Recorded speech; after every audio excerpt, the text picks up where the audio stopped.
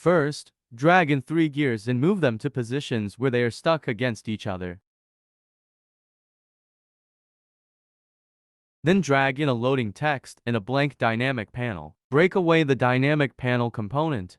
Add loaded interaction to it. Set the dynamic panel state to next. Check wrap from last to first. Check repeat every to set 4000 ms. Do not check delay first state change by 4000 ms. Add panel state changed interaction. Rotate the first gear by 360 degrees and set 4000 ms animation. Rotate the second gear counterclockwise by 360 degrees.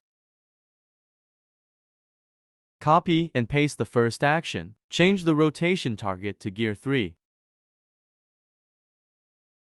Preview the prototype and you can see that the gears are constantly rotating.